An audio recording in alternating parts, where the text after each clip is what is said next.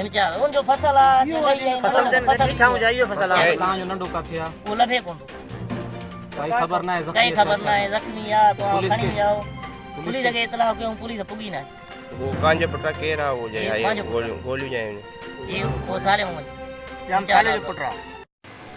सराद में कमर जे फसल में गधा काहे पयो वरे जो पुट बेज़बान जानवर गधा के गोली हणी मारे छडियो ओबाश